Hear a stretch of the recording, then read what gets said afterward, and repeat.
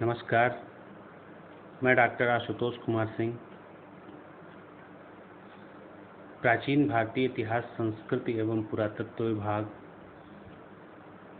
DAV PG college संबद्ध, काशी हिंदू विश्वविद्यालय वाराणसी की ओर से आप सभी छात्र छात्राओं का एक बार पुनः स्वागत करता हूं अपने इस ऑनलाइन क्लास के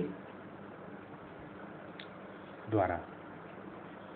इस लॉकडाउन की अवधि के दौरान आप सभी ने जिस सहयोग का, जिस सुरुचि का और जिस धैर्य का परिचय दिया है वह काबिले तारीफ़ है और इसी तरह आप हमें अपना सक्रिय सहयोग प्रदान करते रहेंगे, यही आपसे अपेक्षा भी है। आइए अब हम इस अपने ऑनलाइन परिचर्चा के कार्यक्रम को आगे बढ़ाते हैं। जो आज की पाठ्य सामग्री है वह हमारे विगत पठित सामग्री, जिसमें हमने कल्याणी के चालुक्य वंश के बारे में बताया था कि उनकी उत्पत्ति कैसे हुई थी और उनके प्रारंभिक शासकों में हमने तैलभ द्वितीय का परिचय कराया था। अब उससे एक कड़ी आगे बढ़ते हुए हम उसके कुछ अन्य शासकों के बारे में आज अध्ययन करेंगे। तो जो बीए द्वितीय सेमेस्टर और एमए चतुर्थ सेमेस्टर के जो भी छात्र छात्राएं हैं उनके लिए यह पाठ्य सामग्री अत्यंत महत्वपूर्ण है। कल्याणी के पश्चिमी चालुक्य वंश की सत्ता पर तैलभ द्वितीय के पश्चात सत्याश्रय का शासन हुआ, जिसने 997 ईस्वी से लेकर 1008 ईस्वी तक शासन किया। हालांकि यह अपने पूर्ववर्ती शासक की भांति बहुत पराक्रमी नहीं था, किंतु इसके बारे में इसकी कुछ उपलब्धियों की जानकारी कुछ लेखों से प्राप्त होती है, जिससे पता चलता है कि इसके काल में चोलों का चालुक्यों से संघर्ष फिर से एक बार प्रारंभ हो गया और चोल चालुक्य संघर्ष का द्वितीय चरण का सूत्रपात इसके काल में हो चुका था। सत्याश्रय ने कोंकण के शिलाहार शासक अपराजित को तथा गुर्जर नरेश चामुंडराज को भी पराजित किया था, किंतु परमार वंशी शासक सिंधुराज, जो कि परमार नरेश मुंज का भाई भी था, इस सिंधुराज ने सत्याश्रय को पराजित कर दिया और तैलभ द्वारा जीते गए क्षेत्रों को, जो सत्याश्रय को उत्तराधिकार में प्राप्त हुए थे, उन पर एक बार पुनः परमार वंश की सत्ता स्थापित हो गई।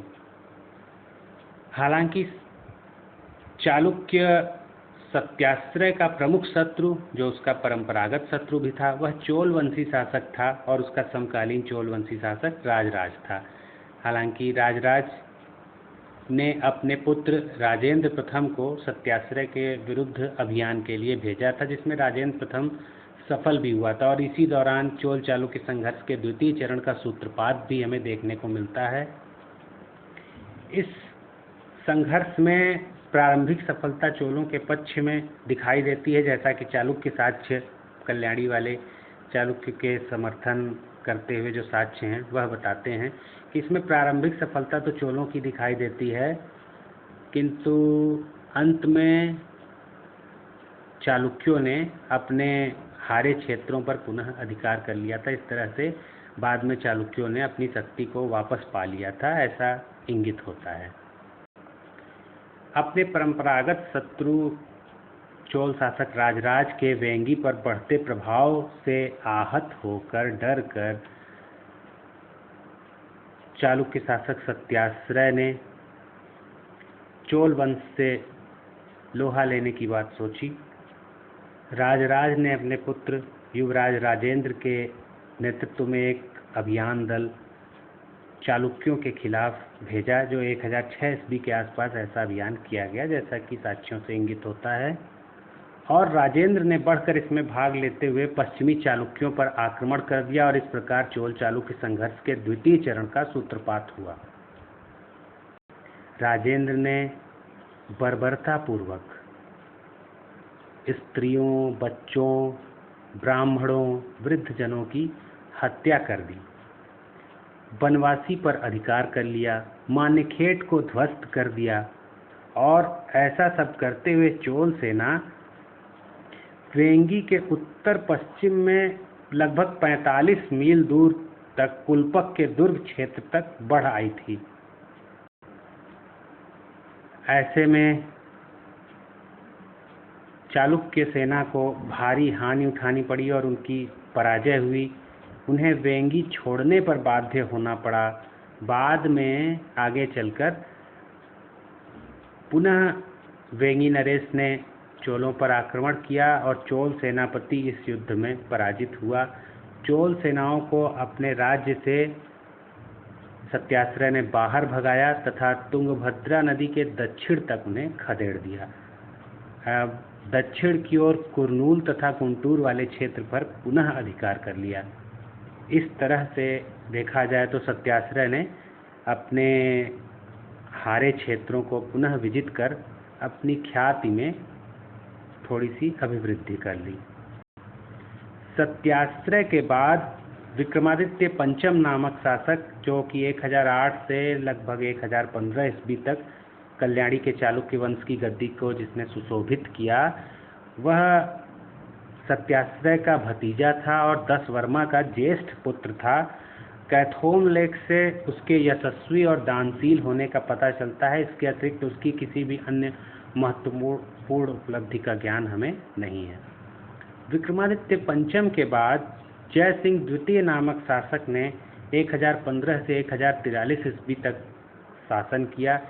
जय सिंह द्वितीय के कुछ महत्वपूर्ण राजनीतिक अभियानों की सूचना उसके कुछ अभिलेखों से प्राप्त होती है, जिससे पता चलता है कि वह छिटपुट महत्व का कुछ अच्छी राजनीतिक स्थिति वाला एक शासक था, किंतु अब तैलब द्वितीय जैसी इसकी ख्याति नहीं थी। हालांकि इस वंश में आगे चलकर सोमेश्वर प्रथम और विक्रमादित्य षष्ठ जैसे भी शासक हुए, जिन्होंने अपने कुल की प्रतिष्ठा में चार चांद लगा दिया। ऐसा ज्ञात होता है कि इसका परमार वंश और चोल वंश के साथ युद्ध हुआ था।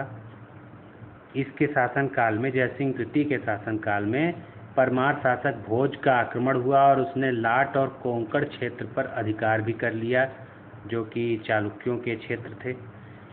परंतु बाद में इन क्षेत्रों पर जयसिंह द्वितीय ने पुनः अधिकार कर लिया। और जयसिंह द्वितीय के काल में जो चोलों से संघर्ष की बात की जाए तो इसके पिता के काल में द्वितीय चरण, तो जयसिंह द्वितीय इसके पिता के काल में अथवा सत्याश्रय के काल में जो जिस चोल चालुक्य संघर्ष के द्वितीय चरण का सूत्रपात हुआ था, अब जयसिंह द्वितीय के काल में चोल चालुक्य संघर्ष के तृतीय चरण का सूत्रपात हुआ। ऐसा ज्ञात होता है कि 1019 ईस्वी में विमलादित्य की मृत्यु के पश्चात उसके चोल राजकुमारी से उत्पन्न पुत्र राजराज तथा उसके सौतेले भाई विष्णुवर्धन विजयादित्य के बीच युद्ध में जयसिंह ने विष्णुवर्धन का साथ दिया था। जयसिंह ने तुंगभद्रा नदी को पार करके बेल्लारी पर अधिकार कर लिया, किंतु यह आधिपत्य स्थायी न रह सका। कुछ समय पश्चात ही महत्वपूर्ण चोल शासक, महत्वाकांक्षी चोल शासक राजेंद्र चोल ने मास्की और वेंगी में सफलता प्राप्त करते हुए जयसिंह को खदेड़ दिया और तुंगभद्रा नदी को दोनों राज्यों के बीच, चालुक्यों और चोलों के बीच की सीमा मान ली गई। इस प्रकार जयसिंह भी पूर्ववर्ती चालुक्य शासकों की भांति अपेक्षाकृत एक कम महत्वपूर्ण शासक, कम महत्वपूर्ण राजनीतिक स्थिति वाला शासक माना जा सकता है।